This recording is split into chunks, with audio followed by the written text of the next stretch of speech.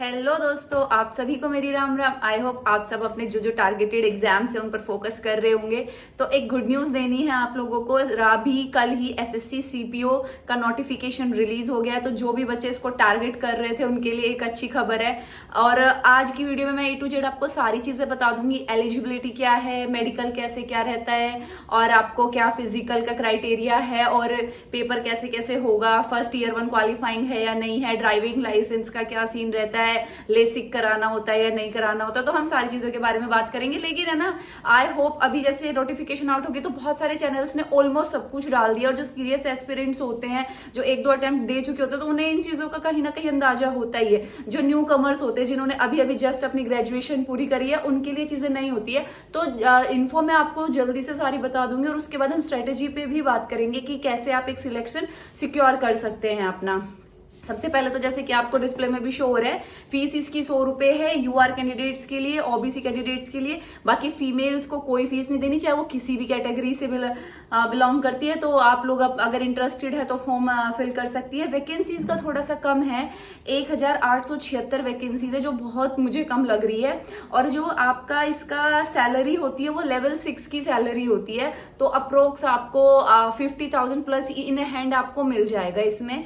और age limit आपकी 20 से 25 साल है, लेकिन आप अगर ओबीसी हैं तो आपको 3 साल का रिलैक्सेशन मिलेगा। फर्दर एससी एसटी है तो शायद आपको 5 साल का रिलैक्सेशन मिल जाएगा। मेल कैंडिडेट्स के लिए ड्राइविंग लाइसेंस होना जरूरी है।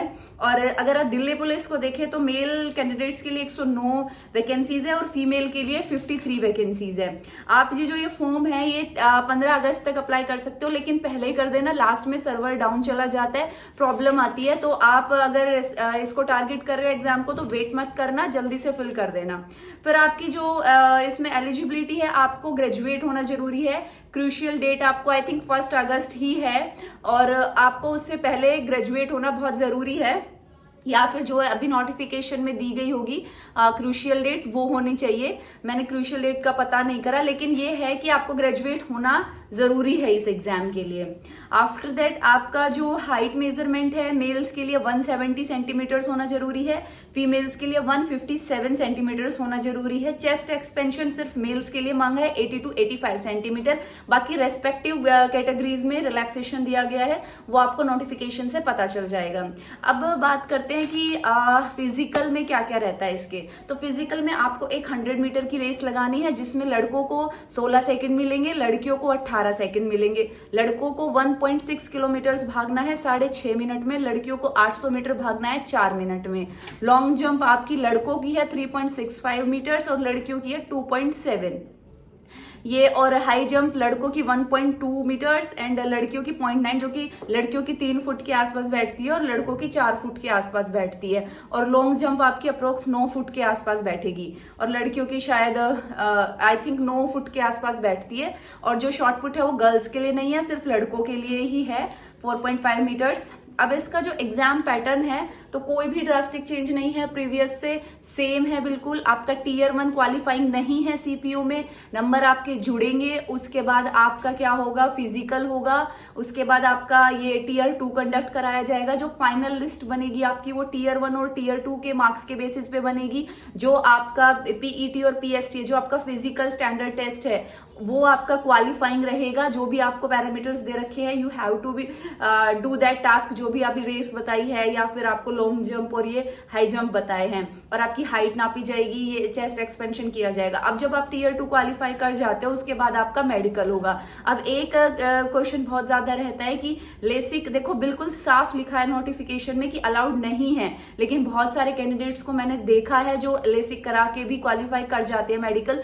तो लेकिन उसके लिए क्या है कि आपकी आंखों में रेडनेस, क्योंकि वहां कोई मशीन नहीं होती है जिससे चेक किया जाए। देखो इसमें बिल्कुल मना है, नोटिफिकेशन में बिल्कुल प्रोहिबिटेड है, लेकिन वहां पे बस मैं आपको इतना हिंट दे सकती हूँ कि वहां पे क्या होता है, कोई मशीन नहीं होती है क्या वो जो चेक करे कि आपको नॉर्मली जैसे टेस्ट कराया जाता है, आई टेस्ट, जैसे आप आंखों का टेस्ट कराने जाते हो डॉक्टर के पास, ऐसे नॉर्मली आपकी आंखें टेस्ट कराई जाती है। आपसे बस पढ़वाया जाएगा। 6/6 आपकी विजन होनी चाहिए, और अगर थोड़ा 6/9 भी होगी तो भी चल जाएगी, कोई इशू नहीं आएगा विदाउट ग्लासेस। और जो डॉक्यूमेंट वेरिफिकेशन है, पहले एसएससी कराती थी, लेकिन इस बार आपका क्या है, डिपार्टमेंट ही डॉक्यूमेंट वेरिफिकेशन कराएगा। तो मेक श्योर कि आपके सारे डॉक्यूमेंट्स बिल्कुल सही हो, क्योंकि एसएससी तो फिर भी प्रोविजनल दे देती थी, अब मे बी ये लोग रिजेक्ट कर दे। डिपार्टमेंट बहुत ही सीरियसली और स्क्रूटनी से करता है सारी चीजें। ठीक है, अब बात कर लेते हैं थोड़ी सी एग्जाम को लेके कि कैसे क्या प्रिपेयर करना है। देखो वैकेंसीज बहुत कम है, और जो बच्चे दिल्ली पुलिस के लिए टारगेट कर रहे हैं तो उनकी रैंक अंडर 200 होनी चाहिए। तो आप ये देखिए कि आपको कितनी मेहनत करनी रहेगी। टीयर 1 में 4 सब्जेक्ट आपके पूछे जाते हैं, GK, maths, English and reasoning. तो सीपीओ का क्या है कि आप प्रीवियस ईयर पर जितना फोकस करेंगे उतना अच्छा कर जाएंगे।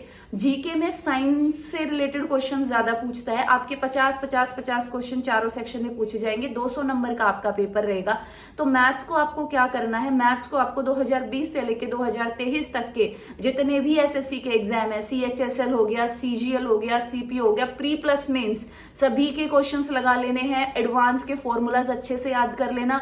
क्वेश्चन इजी आ रहे हैं मैथ्स के, लेकिन फॉर्मूला बेस्ड आ रहे हैं। बुक आप कोई सी भी प्रेफर कर लेना जो भी मार्केट में अभी प्रीवियस ईयर कंटेंट अच्छे से प्रोवाइड कर रही है और आपको लग रहा है कि आप उस बुक से रिलेट कर पा रहे हो। और अगर आपका कोई टॉपिक नहीं हुआ है, आप बहुत ज्यादा वीक है, तो उन टॉपिक्स को या तो आपकी किसी दोस्त ने बैच ले रखा होगा या आपने कोई बैच ले रखा होगा, वहां से रिवाइज कर लो। मेक शॉर्ट नोट्स, मैं हमेशा कहती हूँ शॉर्ट नोट्स बनाओ, पेपर से 5-7 दिन पहले बहुत ज्यादा काम आते हैं। और बस प्रैक्टिस करो और मॉक लगाते रहो, वीकली लगा लो। उसमें ये देखो कौन सा टॉपिक कमजोर जा रहा है, उसको पढ़ो दोबारा से किसी टीचर से या फिर खुद रिवाइज करो। देन उसके बाद क्या करो, ये जो मैंने 20 से 23 के बताए हैं ये। और एक चीज हमेशा याद रखना, मैथ्स में टॉपिक वाइज भी प्रैक्टिस करो, मिक्स्ड भी प्रैक्टिस करो, मॉक भी लगाओ, तीनों तरीके से तैयार करो खुद को।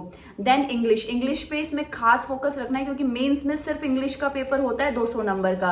और अगर प्री में थोड़ी बहुत आपकी कमी रह जाती है तो आप क्या कर सकते हो, मेंस में एज ले सकते हो। तो इंग्लिश को बहुत अच्छे से प्रिपेयर करना, सेम वही 20 से लेकर 23 तक के सारे क्वेश्चंस लगा लो अच्छे तरीके से, वहीं से सिनोनिम्स बनाओ, वहीं से एंटोनिम्स बनाओ। थोड़ी सी रीडिंग स्किल्स डेवलप करो, एडिटोरियल्स पढ़ा करो डेली, क्योंकि रीडिंग स्किल्स अच्छी रहेगी तो इंग्लिश का पेपर अच्छा जाएगा। आफ्टर दैट रीजनिंग बहुत ही इजी सब्जेक्ट है और सीपीओ में भी कोई बहुत ज्यादा ट्रिकी रीजनिंग नहीं पूछी जाती। Just focus on previous year, और जो टॉपिक में प्रॉब्लम आ रही है उसको यूट्यूब से देख लो। इवन आपको बैच तक लेने की जरूरत नहीं है रीजनिंग के लिए। Now we will discuss about GK, GS. तो जीके का क्या है कि बहुत इररेलीवेंट पूछी जाती है। अब सीजीएल में भी आप देख रहे हो कुछ भी पूछ रहा है एसएससी, तो अपने मिनिमम 6 मंथ्स के करंट कर लेना और थोड़ा सा साइंस अच्छे से पढ़ के जाना, क्योंकि मैंने जो देखा है रिसेंट एग्जाम्स में भी सीपीओ में साइंस से रिलेटेड क्वेश्चन आते हैं, वो इजी होते हैं। You will be able to attempt that questions अगर आपने साइंस थोड़ी बहुत पढ़ी होगी तो। बाकी अपनी हिस्ट्री, पॉलिटी जो आप नॉर्मली जो सिलेबस में है वो कर लेना, कुछ अलग नहीं है पिछले बार से। जो एसएससी का सिलेबस है वही सीएचएसएल का सिलेबस है, वही सीपीओ का सिलेबस है। और अगर किसी को मैंने मैथ्स की भी बिगनर स्ट्रेटेजी डाली हुई है, इंग्लिश की भी बिगनर स्ट्रेटेजी डाली हुई है मेरे चैनल पर, स्टैटिक जीके के लिए भी बताया है, करंट अफेयर्स के लिए भी बताया, हर एक पार्ट के लिए मैंने डिटेल वीडियोस डाली है, जिनके लिंक्स मैं आपको डिस्क्रिप्शन में प्रोवाइड कर दूंगी। आपको जो भी वीडियो लगे कि हेल्पफुल हो सकती है आप वो वीडियो देख लेना, उसमें डिटेल्ड मैंने बात करी है हर एक सब्जेक्ट को लेकर। बाकी देखो कोई अलग स्ट्रेटेजी नहीं होती है, सारा खेल प्रीवियस ईयर्स का ही है और प्रैक्टिस का है। आप जितनी प्रैक्टिस करते जाओगे उतने ही आप अच्छे होते जाओगे। और आप अभी बात क्या आती है कि कितना काफी है यार, जितना कंपटीशन है आप जान लगा दो वो भी कम पड़ जाएगी। 1800 वैकेंसीज, कितने बच्चों का सपना है अपने कंधे पे सितारे लगवाने का, तो कौन अपनी जान नहीं लगाएगा। बच्चे मेहनत करेंगे, सीजीएल वाले भी देंगे, सीएचएसएल वाले भी देंगे, जो बच्चे 4 साल से तैयारी कर रहे हैं वो भी देंगे, जो कहीं बाहर पोस्टेड है वो भी देंगे। बट इसमें क्या है कि जो बच्चे खेल कूद में अच्छे रहते हैं उनका थोड़ा फायदा हो जाता है, क्योंकि इसका फिजिकल निकालना इतना आसान नहीं होता है। तो अगर आपको लग रहा है कि ये आप कर पाओगे, आपको करना चाहिए, तो आप थोड़ी सी अपनी फिजिकल की तैयारी पहले से ही रखना। एकदम से दौड़ करोगे नहीं हो पाएगी, बहुत सारी इंजरीज आ जाती है, लगता है कि कर लेंगे बट वो नहीं हो पाता है। तो थोड़ी सी अपनी फिजिकल फिटनेस पे ध्यान देना चालू कर दो और अच्छे से पढ़ाई करो। बाकी जिन बच्चों का मैथ्स वीक है उनके लिए तो ये बहुत ही ज्यादा अच्छी अपॉर्चुनिटी है, क्योंकि इसमें मेंस में सिर्फ इंग्लिश आता है और प्री का मैथ्स कोई बहुत ज्यादा हाई लेवल नहीं आता है। दोस्तों सीपीओ से रिलेटेड अगर और भी कोई आपको डाउट्स है तो कमेंट बॉक्स में पूछ लेना, टेलीग्राम पर पूछ लेना। लिंक आपको कमेंट बॉक्स में भी मिल जाएगा, डिस्क्रिप्शन में भी मिल जाएगा टेलीग्राम का।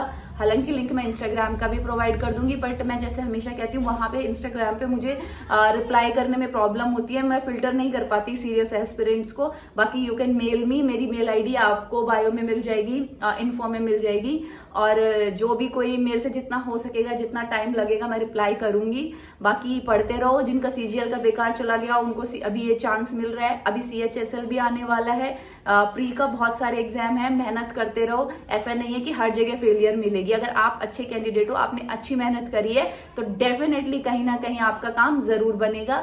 और दोस्तों, अगर आप पहली बार विजिट कर रहे हो तो चैनल को सब्सक्राइब कर देना यार, क्योंकि पता है क्या होता है कि आप लोगों के सपोर्ट की मुझे भी बहुत जरूरत पड़ती है। और वीडियो को लाइक कर देना ताकि ऐसे हम लोग जुड़े रहे, और कोई भी इंफॉर्मेशन होगी तो मैं टाइम टू टाइम आप लोगों के साथ शेयर करती रहूंगी। जो बच्चे पूछ रहे हैं ज्वाइनिंग का, तो अभी मेरी नहीं हुई है ज्वाइनिंग, अभी मुझे कोई कॉल रिसीव नहीं हुई है मेरे डिपार्टमेंट से, बट जैसे ही मुझे कुछ भी आएगा मैं आप लोगों के साथ जरूर शेयर करूंगी, और कैसे क्या मेडिकल का जो एक्सपीरियंस रहेगा वो भी मैं फिर शेयर करूंगी आप लोगों के साथ। Best of luck.